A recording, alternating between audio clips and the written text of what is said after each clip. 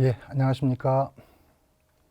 부산 시민과 함께하는 공공 갈등 관리의 이해, 갈등과 소통 사이 세 번째 시간입니다.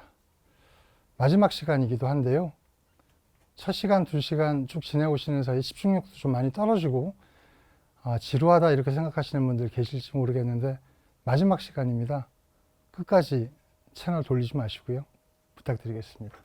3강은 창의와 혁신, 소통이 우리 미래를 연다라고 하는 제목인데요. 첫 시간은 공공갈등 관리, 이걸 잘하기 위한 프로세스가 뭘까?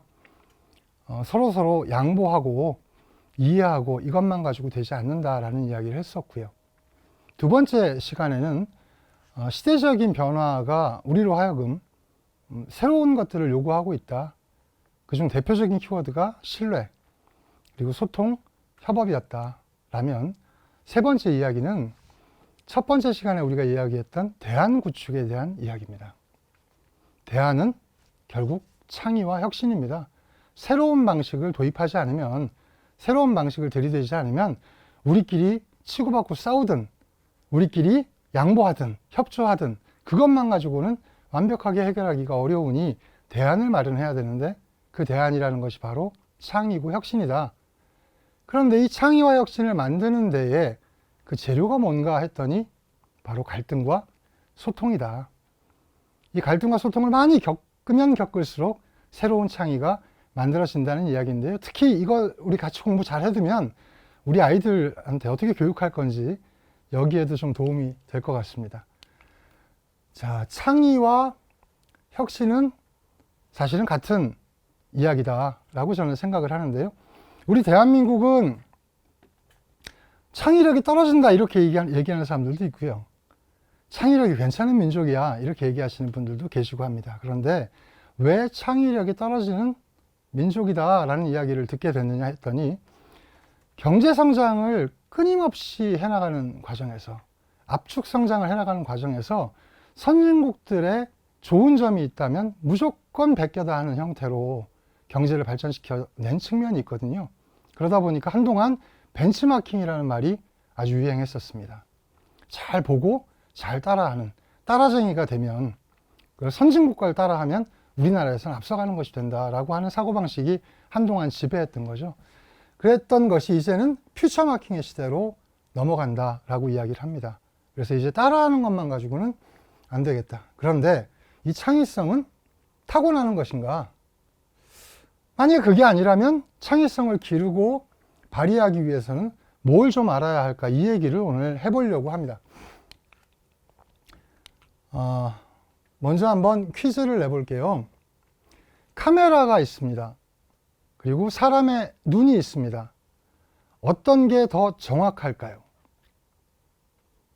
제가 강의 때마다 이런 질문을 드리면 반반 나와요. 카메라가 더 정확하다 하시는 분 반, 사람의 눈이 더 정확하다 하시는 분들 반. 저는 성능은 사람의 눈이 더 좋은 것 같아요. 그런데 정확한 건 카메라가 더 정확합니다. 뭘 보면 아느냐? 사람은요, 어떤 사물을 볼 때, 예를 들면 사람을 볼 때 머리끝부터 발끝까지를 이렇게 보면 전체가 다 또렷또렷하게 다 보입니다. 그러다가 상반신에 주목하면 하반신이 뿌옇게 보이고요. 얼굴에 주목하면 딴 거 안 보이고 얼굴만 보여요. 그래서 뭔가에 집중하다 보면 발을 헛디디거나 넘어지기도 합니다. 그래서 아주 오래된 앨범, 어디 관광지에서 폼 잡고 찍은 앨범에 가끔 보면 쓰레기통 같은 것들이 발견되죠. 왜? 그걸 찍는 사람은 발견 못한 겁니다. 그런데 카메라는 온전히 있는 그대로 찍어준 거죠. 그러니까 더 정확한 것은 카메라고, 보고 싶은 대로 보는 것, 자기가 집중해서 보는 것에 이렇게 그것에만 빠져드는 것, 이게 바로 사람의 눈이다. 이렇게 설명을 드릴 수가 있습니다. 우리는 본 대로 보는 것이 아니라 상상을 버무려서 나의 세계를 만들어낸다라는 것입니다. 예를 한번 들어보죠. 뭘까요? 팩맨이라고 하는 게임 캐릭터입니다. 아주 오래된 게임인데요. 이게 뽀각뽀각뽀각 하며 다니면서 점을 먹죠. 그러는 게임 캐릭터인데요. 이 세 개가 이렇게 마주하고 있으니까 뭐가 보이세요? 삼각형이 보이죠. 그 이유는 뭐냐면 우리가 삼각형에 익숙했기 때문에 이렇게만 보여줘도 현재 그려져 있지 않은 이게 보이는 거죠. 이런 삼각형을 카니자 삼각형이라고 이야기합니다. 그래서 우리 머릿속에는 고정관념이 들어있고 대충 보이는 것들을 이 고정관념으로 해석한다는 것이죠.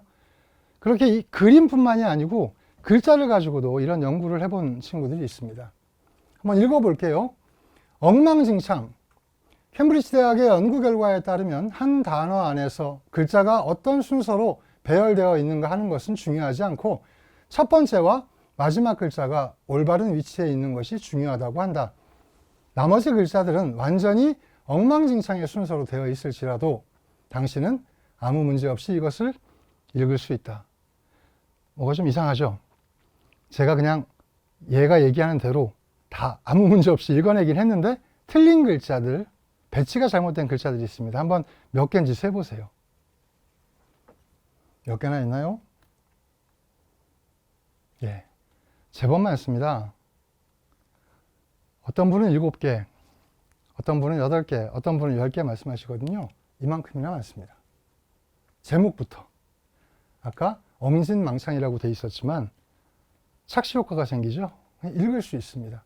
이렇게 많은 것들이 배열이 잘못되어 있었거든요. 그래도 아무 문제 없이 이걸 읽을 수 있다. 총 13개의 글자가 바뀌어 있었습니다.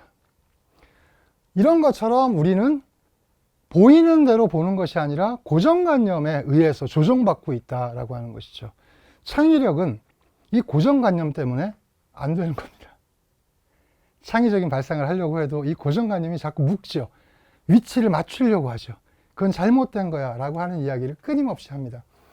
창의력을 잘 발달시키기 위해서는 왜라는 문제의식을 가져야만 합니다. 왜 그렇지? 라고 하는 문제의식을 갖는 사람들이 창의력에 접근할 수 있다라고 이야기하는데요. 이 그림은 뭐냐?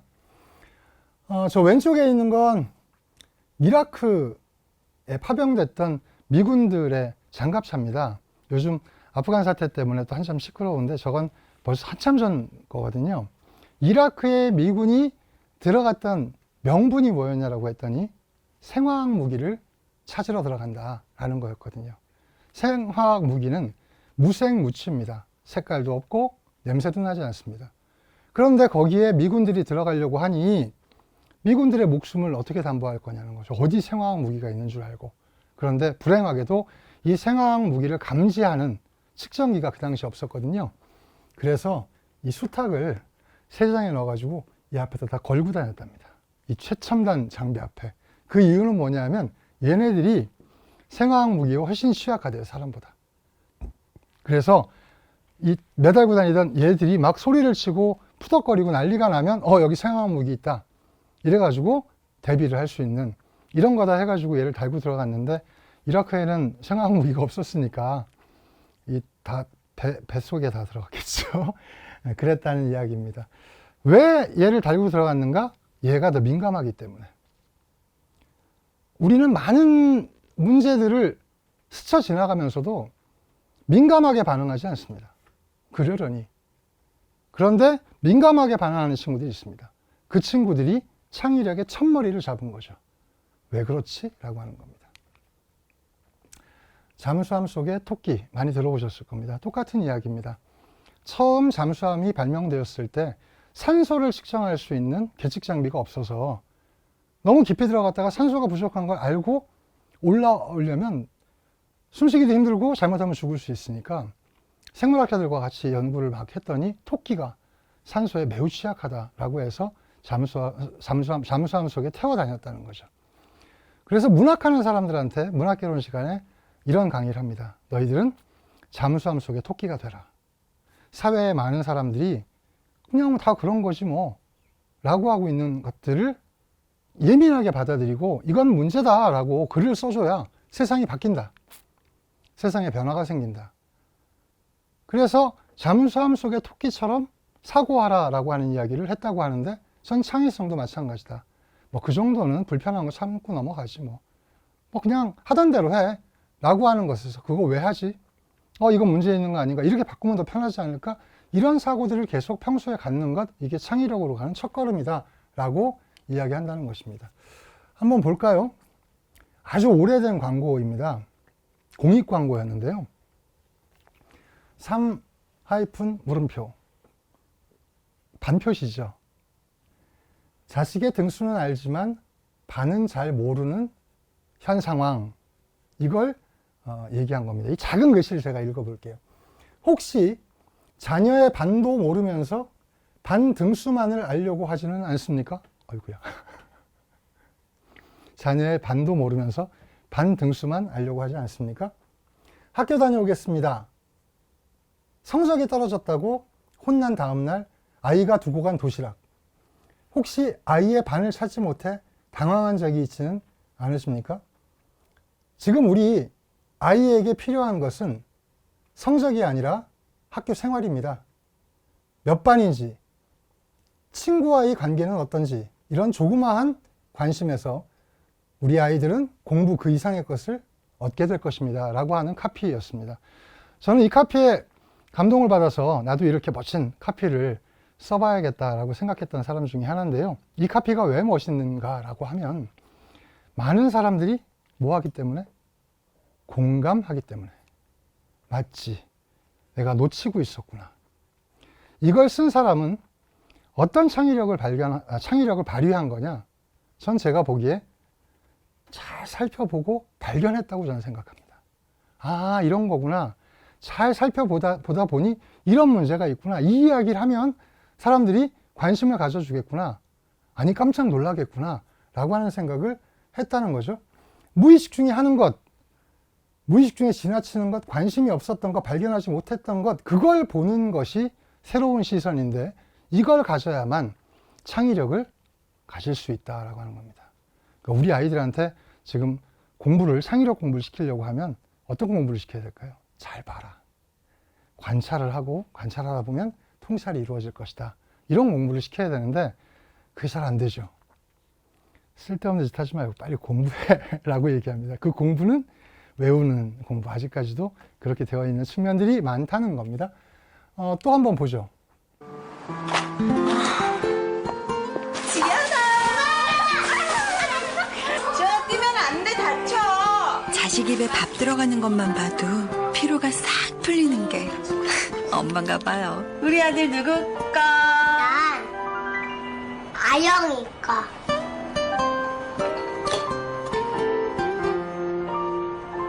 자긴 누굴까? 진짜 피로 회복제는 약국에 있습니다. 바카스. 이 광고는 아이 하나 키우는 맞벌이 엄마의 이야기입니다. 아이 입에 밥 들어가는 것만 보면 배가 부르다 하는데 애한테 물어보죠.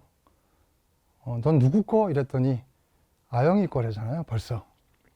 그러니까 엄마가 갑자기 입맛이 확 갑니다. 그리고 피로가 생겼어요. 무슨 피로가? 정신적 피로가. 그런데 이 박땡땡 음료는 정신 피로를 해결해 주는 약입니까? 육체 피로를 해결해 주는 약입니까? 육체 피로를 해결해 주는 약인데 여기서는 저런 걸 보여주고는 그럴 땐 이거 마셔 라고 얘기를 하는데 앞에 있는 광고가 너무 세니까 그런 것도 하고 다 마셔요. 그래서 매출을 많이 올려줬답니다. 이 광고를 만드는 사람은 뭐에 꽂혔느냐 하면 언제가 제일 피곤한 순간이야? 언제가 피로가 제일 풀리는 순간이야? 이거를 찾아낸 거죠. 삶 속에서.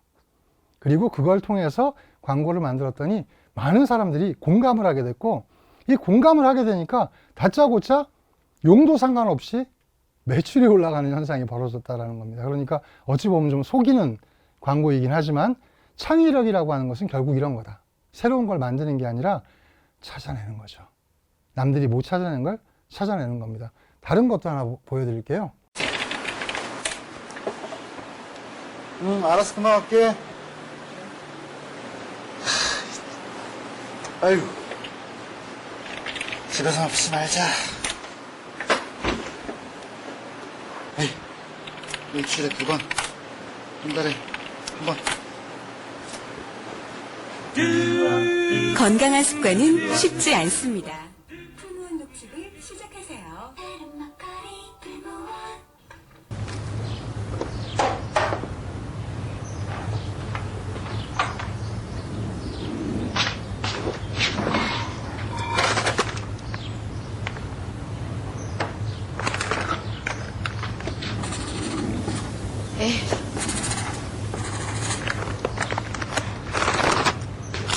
건강한 습관은 쉽지 않습니다.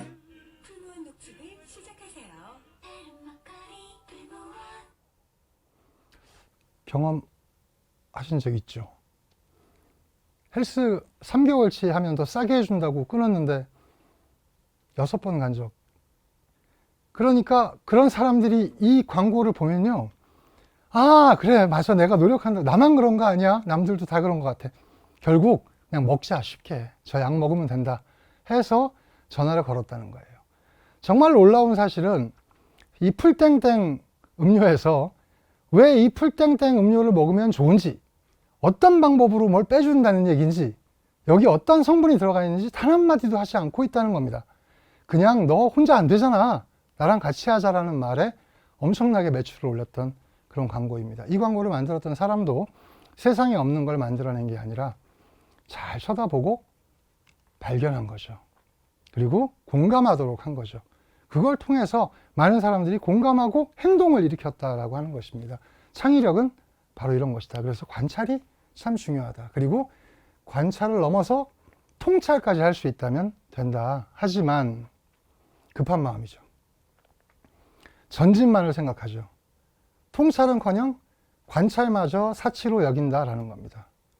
그래서 엄마들이 제일 많이 하는 말, 요즘엔 모르겠어요. 근데 예전에 제일 많이 하던 말이 뭐냐 하면 뭐죠? 공부해. 근데 공부해, 그냥 공부해 하지 않죠. 그 앞에 뭘 붙이죠. 쓸데없는 생각하지 말고, 쓸데없는 짓 하지 말고 공부해 라고 얘기하는데, 쓸데없는 생각은 뭔가요? 어떤 생각이 쓸데없는 생각이죠?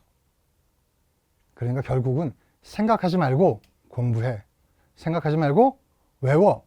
그게 서울대 가는 가장 좋은 방법이야 라고 지금까지 부모님들이 많이 해왔다는 겁니다. 근데 그렇게 해서는 이제 창의력이 좋은 아이들은 얻기가 힘들다 라고 하는 말씀을 드리는 것이고요.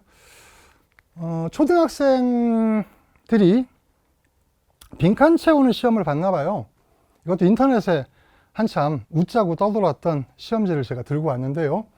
찐 달걀을 먹을 때에는 뭐를 치며 먹어야 한다. 뭐뭐라면 뭐뭐겠다를 써서 한 문장을 지어보시오.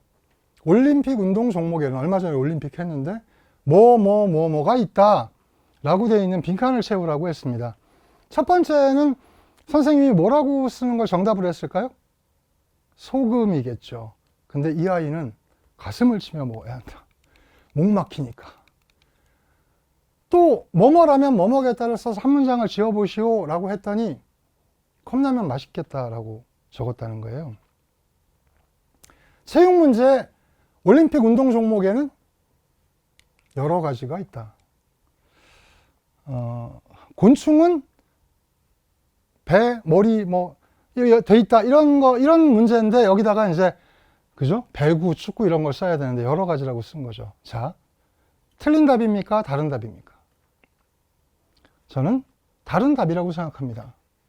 그런데 이러면 안 돼. 이건 무조건 그거야. 외워. 라고 하는 수업을 통해서 이 아이의 상상력은 점점 줄어들 수밖에 없죠. 상상력은 키우는 게 아니고 줄이지 않는 겁니다. 상상력을 인위적으로 키우기보다는 현재 가지고 있는 상상력을 계속 유지해 나갈 수 있도록 해주는 게 참 중요한데 이러한 것들이 사실은 애초부터 상상력을 방해하고 있는 거죠. 그래서 그거 아니면 안 되니까 괜히 시간 낭비하지 말고 그거라고 외우면 될 건데 왜 이러니?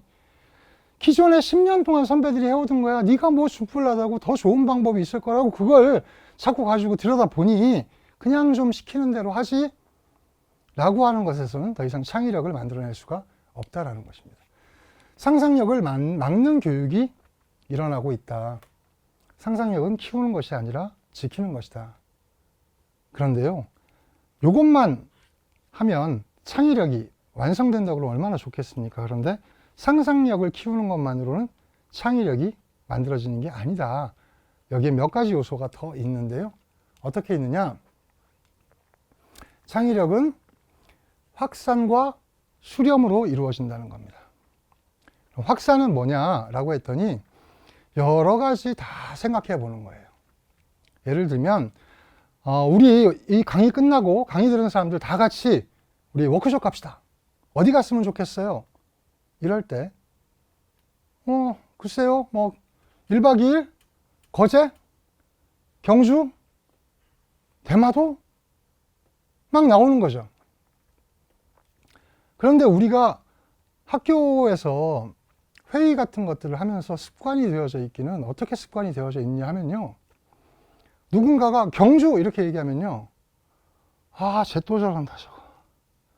경주 한두 번 가본 것도 아닌데 무슨 경주 말도 안 되는. 그러다가 그럼 어디? 아무도 말이 없어요. 자, 경주가 좋다는 사람 손 드세요. 경주 싫다는 사람 손 드세요. 차 한 반으로 결정이 나는 거죠. 제가 구슬을 크기도 다르고 색깔도 다른 구슬을 까만 보자기, 까만 주머니에 넣고 학생들한테 노란색 큰 구슬을 찾아봐라. 이런 과제를 준 적이 있어요. 그러면 학생 누굴 지목을 하면 그 친구가 나와가지고요. 마치 여기서 무슨 냄새 나는 것처럼 안 본다라는 걸 표시를 내고 이렇게 하고 뒤져요. 그리고 하나를 꺼내요. 당연히 촉감으로 좀 큰 건 잡았겠죠. 빨간색이네? 놓고 들어가요. 그걸 몇 번 반복을 해도 똑같이 그 짓들을 하고 있습니다. 정답은요, 보자기를 열어서 다 한번 늘어나 보는 거죠. 빨간 거, 큰 거 3개, 작은 거 7개, 노란 거 2개, 큰 거, 작은 건 3개. 다 늘어나 보면 다 보일 텐데, 우리는 마치 주머니 안을 뒤적거려서 하나 얻어 걸린 것을 가지고 이야기하는 형태로 지금까지 의사결정들을 해왔다는 겁니다. 조금 더 높은 사람이 이야기하면 토달기 힘들고, 뭔가 나서서 이야기하는 거 싫고, 그런데 이렇게 모든 것들을 다 열어보는 것을 우리가 뭐라고 한다? 확산이라고 한다. 확산시키는 것을 하고 난 다음에 이 중에서 어떤 걸로 결정할까라고 하는 게 수렴입니다. 그래서 확산을 하기 위한 좋은 기제가 상상력을 동원해 보는 것이고, 그거 못지않게 필요한 게 분석력을 갖는 겁니다. 다 만들어 놓고 나서 기준을 정해서 골라내는 일을 하는 것이 논리력. 그리고 몇 가지 괜찮은 것들을 하나로 묶어서 하나로 시스템화하거나 뭔가를 완성짓는 게 통합력. 이 4가지가 확산과 수렴이라고 하는 의도에 맞게끔 재정리돼 줄 때 창의력이 나오는 거거든요. 그러니까 이건 무슨 얘기냐 하면 가능성이 있는 최대치를 뽑아내는 겁니다. 그걸 하자고 지금까지 쓰는 기법들이 많이 들어보셨을 거예요. 브레인 스토밍 같은 거, 브레인 라이팅 같은 거, 이런 것들이 다 그런 기제들이거든요. 그런데 그런 걸 안 해요. 작년에 어떻게 했지? 딴 사람은 어떻게 했나? 그래서 그냥 들고 오면 끝나는 거죠. 확산을 해보지도 않고 바로 수렴으로 가는 겁니다. 그래서 창의력이 발휘되지 않는다. 그래서 무슨 일을 할 때 말이 되든 안 되든 간에 한 바닥 만들어 보고 그 중에서 기준을 정해서 골라내는 이런 형태로만 전환을 해준다고 하더라도 훨씬 더 지금까지의 일들보다 한 목적적인 일들을 해낼 수 있는 기본이 만들어진다는 겁니다. 자, 그렇다면 이거는 여러 사람들이 말을 했으니까 확산이죠. 그러니까 저걸 막지 말아야죠. 여러 사람이 말하는 걸. 근데 말할 때마다 갈등을 느껴버리는 거예요. 왜? 우리가 아직까지 익숙하지 않기 때문에. 그리고 이 사람들이 만들어낸 여러 가지 안들 중에 가장 합리적이고 대안이 될 만한 것 하나로 묶어내는 일이 바로 수렴입니다. 근데 본격적으로 우리가 이런 일들을 잘 안 해본 상태로 일들을 하고 있다. 그리고 어떤 갈등이 생겼을 때도 이런 얘기 하면요. 모르겠고 복잡하고 지금 얘랑 싸워야 되거든. 좀 가만히 있어 보세요. 이 얘기가 먼저 나가게 되는 거죠. 그래서는 대안을 만들기가 어렵다. 기억에 의존하는 고정관념을 벗고 생각을 확장해야 합니다. 뭐라고 써 있죠? 원숭이 엉덩이는 빨개. 그 다음은 뭡니까? 빨가면 사과, 사과는 맛있어, 맛있으면 바나나, 바나나는 길어, 길면은 기차, 기차는 빨라, 빠르면 비행기, 비행기는 높아, 높으면 백두산. 이거 20년 전, 50년 전에 외웠던 걸 지금까지 다 머릿속에 넣고 있잖아요. 그 예전 그 코미디 프로그램에서 김수환무 거북이와 두루미 하는 거를 우리나라 국민 60%가 외우고 있었다는 거예요. 암기의 달인입니다. 대한민국 사람들 정말 암기 잘하거든요. 근데 한번 생각해 보자고요. 원숭이 엉덩이는 빨가면 나올 수 있는 단어들은 엄청나게 많습니다. 그런데 우리는 그 한 길로, 외통으로 전부 몰아가서 통일된 사고를 갖게 된 거죠. 통일된 대한민국을 만들어가고 있는 겁니다. 그렇게 가서는 창의력이라는 게 나오기가 없다. 상상력은 확산이다. 확장시키는 것이다. 아까 말씀드린 대로 자꾸 이 논리로 들어가지 말자. 한두 개 꺼내놓고 예스냐 노냐 이걸 자꾸 묻는, 빨리 결정해라라고 하는 것으로 들어가서는 좋은 결정을 하기가 어렵다는 겁니다. 다음 문제는 서울에서 부산을 가는 방법입니다. 어떤 게 있을까요? 그렇죠. 기차. 비행기? 요즘엔 또 비행기 가격이 워낙 싸져서 자동차, 예, 자전거, 뭐 걸어서도 갈 수 있겠네요. 근데 어떤 친구가 이런 얘기를 합니다. 친구와 함께 간다. 아니 그거 말고 서울에서 부산 가는 방법, 그러니까 친구랑 같이 간다고, 도시락 싸서 간다고, 내비게이션 좀 보고 가겠다고 라고 이야기하는 거. 이건 왜 그러냐라고 했더니 수평과 수직의 계열화입니다. 그런데 우리가 수직적 계열화에 익숙해져 있으면 수평적 계열화 내에 있는 다른 의견들은 잘못된 것으로 받아들이는 경향이 있습니다. 이 판을 하나 짜는 게 필요합니다. 이 말도 맞고 이 말도 맞다. 그 중에 하나 고르고 이 중에 하나 고르고 이렇게 되어 있는 사고체계를 그냥 이 라인으로 두고 폭력적으로 그 안에서 골라잡아 라는 식으로 돼서는 창의력을 더 이상 뽑아내기가 힘들다라는 것입니다. 자, 뭐가 필요하다? 분석력이 필요하다. 이 분석력은 뭐다? 확산의 일환이다. 그럼 우리 아이들이 부족한 건 상상력이 부족할까요? 분석력이 부족할까요? 그렇죠. 분석력이 부족한 거죠. 아직 아이들이 배우지 못했으니까. 그것들이 뭔지를 잘 알지 못하니까. 지식을 통해서 이 아이들에게 길러줘야 될 건 분석력입니다. 그런데 상상력을 키우겠다고 애를 쓰는 것도 문제고, 분석력은 잘 모르겠고 상상력이 창의력의 전부인 것처럼 생각하는 것도 사실은 문제입니다. 그래서 아이들에게 창의력 교육을 시켜야겠다 이렇게 얘기하시는 분들이 계시면 상상력 교육보다는 분석력 교육이라고 하는 거에 좀 더 신경을 쓰실 필요가 있다라고 하는 것이고요. 이게 바로 의견의 깊이를 만들어내게 됩니다. 자, 그러면 아까 말씀드린 대로 확산이라고 하는 것은 상상력과 분석력이죠. 그러면 수렴이라는 게 이렇게 있는데 상상력의 반대편에는 논리력이 있습니다. 상상은 막 쭉 생각해 놓은 거니까 그걸 논리적 기준으로 찾아내는 거죠. 분석은 쪼개 놓은 거니까 이걸 통합하는 게 필요한 거죠. 이렇게 짝을 묶어서 다 된 것에 실천력을 보태면 그때 비로소 창의력이 발휘되게 됩니다. 그런데 우리 아이들에게는 차고 넘치는 게 상상력인데 창의력 공부를 한다 그러면서 상상력에만 자꾸 집중을 한다는 거죠. 그러니까 분석력도 부족하고 논리력도 부족하고 통합력도 부족한 상태로 상상력만 갖게 되니까 쟤는 상상이 아니고 망상을 하는 거야. 창의력이라는 거 그거 힘든 거네. 이렇게 자포자기 해버리는 경우들이 매우 많습니다. 자, 그런데 이렇게 여쭤볼게요. 분석력은 어른들한테 더 많을까요? 아이들한테 더 많을까요? 당연히 어른들한테 더 많겠죠. 그러면 논리력은요? 통합력은요? 실천력은요? 당연히 어른들한테 더 많은데요. 자꾸 창의력은 아이들의 전유물인 것처럼 생각하고 아이들에게만 얘기를 하고 있다는 겁니다. 실제로 우리가 하고 있는 일에 우리 지금까지 해왔던 그 굳어져 있는 고정관념들을 버리고 한번 이걸 동원해 본다면 대안을 만드는 일, 창의적 대안을 만드는 일, 이런 것들이 훨씬 더 활발해질 수 있을 것이다. 그러지 않으면 지금까지 설명드렸던 변화하는 시대에 우리가 적응하고 이 시대를 밀고 나갈 힘이 부족한 것 아닌가라고 하는 생각을 해본다는 겁니다. 자, 그렇다면 나는 분석력은 뛰어난데 이 나이에 새로 공부할 수도 없는데 논리력이 떨어져. 이럴 땐 어떻게 해야 될까요? 논리력이 뛰어난 사람과 협업해서 창의를 만들면 되죠. 근데 그때 필요한 게 뭐냐? 바로 소통이죠. 그래서 협업이 더욱더 강조되는 것이고 그러기 위해서라도 필요한 것이 소통이 되는 것입니다. 소통을 해서 협업을 하기도 하지만 협업을 하기 위해서는 또 소통이 필요해지는 그 원리를 설명드리는 것이죠.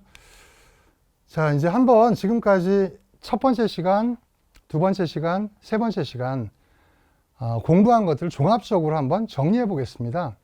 그냥 말씀드리면 첫 번째 시간에는 우리가 갈등이라는 것들이 자꾸 생기는데 이 갈등이라는 걸 어떤 프로세스로 해결할 것인가, 그리고 그 이전에 원인이 도대체 뭐야, 이런 것들을 얘기를 했습니다.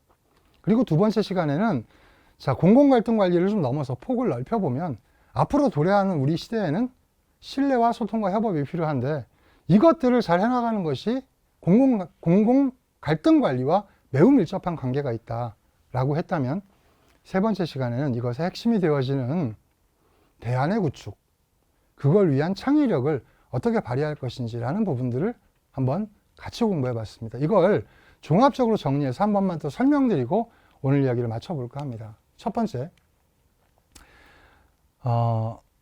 갈등 관리 들어가기 전에요, 여러분들이 꼭 마음가짐을 가져주실 게 있어요. 그게 뭐냐 하면, 소통이 되었다는 건 둘 다 변화했다, 기억나시죠? 그 중에서도 평가해 볼 수 있는 건 내가 변화했구나. 여러분들은 어떠세요? 변화하고 싶으세요? 아니요. 정체되어 있고 싶어 하시는 거 아니에요? 많은 사람들이 말로는 변화하고 싶다라고 이야기하지만 그런 계기가 왔을 때 남을 변화시키려고 하지, 나는 한 발짝도 움직이지 않으려고 하는 모습들을 너무나도 많이 보여줍니다. 실제로 사람들은 변하지 않으려는 본능이 있습니다. 그것이 어찌 보면 안정이죠. 보수적인 부분들이 나쁜 게 아닙니다. 현재 상태를 유지하고 싶어 하는 것, 인지상정일 수도 있습니다. 그런데요, 이 변화라는 게 뭐냐 하면 사실은 공부입니다.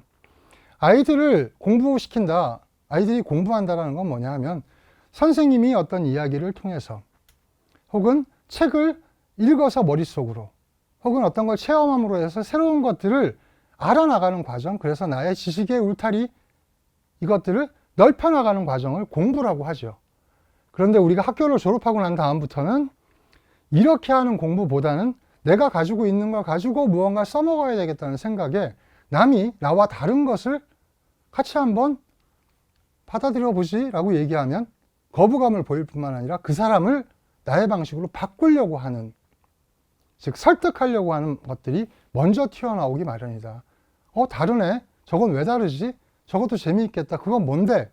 라고 하면 그것이 바로 공부가 되는 것이고, 그것이 바로 변화인 것이고, 그렇게 해나가는 과정들이 성장입니다. 성장을 멈추었는가? 아니면 늙어 죽을 때까지 성장하다가 늙어 죽을 것인가? 그 선택은 여러분들로부터 나옵니다.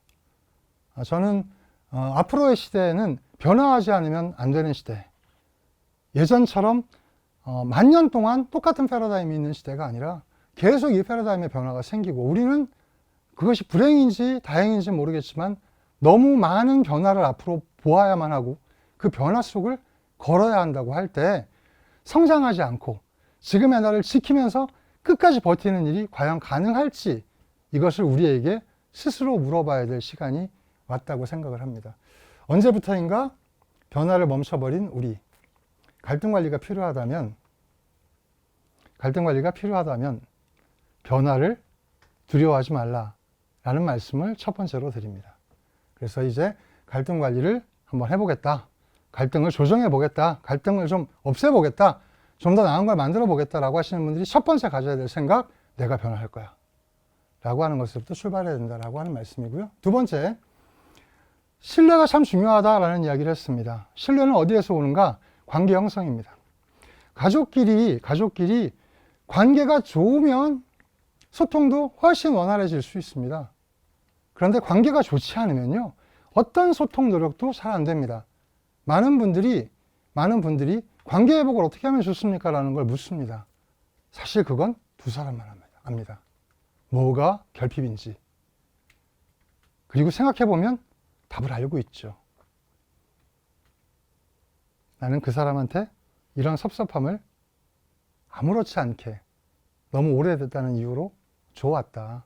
그런 상태에서 말 몇 마디 하고 선물 한두 가지 한다고 해서 이 관계가 좋아질 것이냐. 관계를 좋게 하려는 노력을 어떻게 해왔니? 만약에 우리 부산시청이 공공 갈등을 잘 관리하고 싶다라고 하면 부산시청의 대시민 신뢰를 높여야 합니다. 시청이 정말로 우리 시민들을 위해서 애쓰는구나. 우리 시민들을 위해서 지금 이런 행위들을 한번 해보려고 노력하는구나에 대해서 받아들여질 때 귀 기울이고 그럼 같이 한번 해봅시다라는 이야기가 나오는 것이지, 쟤들은 뭔지는 모를 지들 이익과 고집을 가지고 있어. 그래서 아무리 우리가 얘기를 해본다고 하더라도 나아질 기미가 보이지 않아. 이런 상태에서는 절대 갈등 관리가 될 수 없다. 우리는 많은 일들을 통해서 이 신뢰를 지금까지 만들어 온 겁니다. 잘했지만 어느 순간 발 한 번 밟았다고 신뢰가 깨지지는 않습니다. 평생 잘 못해주다가 선물 하나 했다고 신뢰가 금방 형성되지도 않습니다. 그래서 어려운 거죠. 그래서 갈등 관리의 첫걸음 무엇일까? 갈등 관리가 필요하다면 신뢰부터 형성하라. 이거 없이는 나머지 것들은 그냥 허장성세에 불과하다라고 하는 것입니다. 세 번째 이야기로 넘어가 보죠. 갈등 관리를 하기 위해서는 다름에서 화를 내지 말고, 다름 때문에 화를 내지 말고 다름에서 힌트를 얻자. 이건 합집합이다. 내가 갖고 있는 것뿐만이 아니라 저 친구까지 가지고 있는 것까지 합쳐가지고 우리가 합집합 내에서 한번 답을 내볼 수 있는 계기가 나한테 왔구나 라고 하는 긍정적 사고가 매우 중요한데, 일단 거부감부터 가지면 안 될 것이다. 그리고 그냥 그러려니 라고 너무 확신 편향을 가지고 대하지 말고 다름을 한번 들어보자. 잘 들어보자. 일리가 있나 없나. 이게 필요한데요. 다름에서 힌트를 얻고 이 힌트를 통해서 새로운 것들을 만들어내는 이런 협업을 하기 위해서라도 갈등 관리가 필요하다면 다름에서 힌트를 얻는 것이 중요합니다. 자꾸 새로운 걸 보려는 노력이 필요하다는 것이죠. 그리고 네 번째입니다. 갈등은 기본적으로 두 사람, 두 집단이 가지고 있는 욕구의 충돌입니다. 그런데 이 욕구가요, 갈등 상황이 벌어지고 난 다음부터 점차 변질되고 강고해집니다. 나는 저 물건만 가지면 되는 거였는데 뒤로 가면 갈수록 자존심이 상합니다. 뒤로 가면 갈수록 미워집니다. 그게 굳어집니다. 그래서 처음에는 저 물건을 달라는 걸로 시작을 했지만 나중에는 물건 필요 없어. 난 널 해코지할 거야 라는 걸로 넘어가 버리게 되는 것들을 왕왕 보거든요. 그래서 갈등을 정말 해결하고 싶다면 그 본질을 이해하는 게 정말 필요합니다.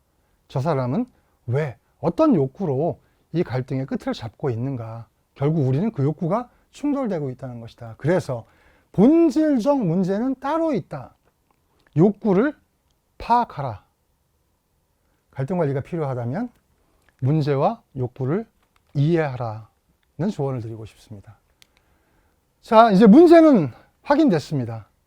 이 문제를 대안이 있어야 갈등이 해소가 되지, 네가 참아라 내가 참을게 가지고는 문제가 봉합되지 않는다는 것이죠. 함께 만족할 만한 더 나은 방법을 찾아라. 갈등 관리가 필요하다면 대안을 마련하라. 누가? 같이 머리를 맞대고. 그렇습니다. 다시 한번 정리해보면 관계를 형성하고, 그리고 다름을 인정하고 다름을 경청하고, 문제와 입장을 분명히 하고 대안을 마련하는 것, 이것이 갈등 관리의 프로세스다 이렇게 말씀을 드렸고요. 여기 한 가지 덧보탠 거는 어떤 거냐라고 했더니 스스로 변화하고 성장하기 위한 자기 노력이라는 걸 전제해야만 이 일들이 훨씬 더 원활하게 될 것이다 라고 하는 말씀을 드렸고요. 사회적 자본인 신뢰, 소통, 협업은 이것들과 이런 관계에 있다. 그렇다면 창의성은 소통을 함으로 해서 만들어지기도 하고, 이 창의성을 발휘해서 대안을 마련해야만 이것이 협업으로 갈 수 있는, 또 협업을 통해서 대안을 마련하는 이 구성 속에 들어가 있기 때문에 갈등 관리와 거리가 있는 것처럼 보이는 이 창의라고 하는 부분이 상당히 갈등 관리에서 중요한 요소로 등장하는 이유다, 이렇게 설명을 드릴 수가 있겠습니다. 이렇게 3개의 강좌가 마무리가 되고요. 이제 다음에는 또 우리가 실습을 하지요. 강의만으로 해결하기 어려운, 그리고 한번 경험해 봐야 아 이게 이런 거구나 라고 하는 대목이 있어서 크게 2가지의 실습을 준비해 놓고 있습니다. 첫 번째는 욕구 분석입니다.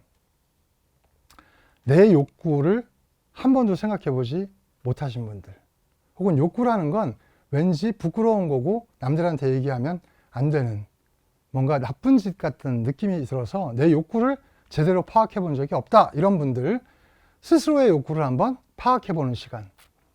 그리고 세상에서 세상은 그 욕구를 활용해서 어떻게 경제 활동을 하고 어떤 관계들을 형성하면서 가고 있는지 하는 이 부분들을 분석해 보는, 그래서 앞으로 나의 방향도 확인하고 남들과의 관계를 어떻게 형성해 갈 것인지를 공부하는 욕구 분석 실습을 한번 해볼 예정이고요. 두 번째는 의사결정 실습을 통해서 여러 명이 하나의 문제를 풀어갈 때 어떻게 소통해야 되는지 라고 하는 것들을 같이 한번 실습해 봄으로 해서 우리가 보다 나은 소통을 해서 갈등 관리를 잘 할 수 있는 그런 방안들을 마련하기 위한 이런 시간을 곧 갖겠습니다. 이 실습은 아시는 것처럼 이 코로나19하고 관계가 커서요. 정확하게 날짜를 특정하기가 좀 어려운 측면이 있습니다만 조만간에 여러분들과 같이 실습으로 만나 뵐 것을 약속을 드리면서 강의 세 번째 시간을 마무리합니다. 이로써 부산 시민들과 함께하는 공공 갈등 관리의 이해, 갈등과 소통 사이 1강, 2강, 3강의 순서를 모두 마치겠습니다. 대단히 감사합니다.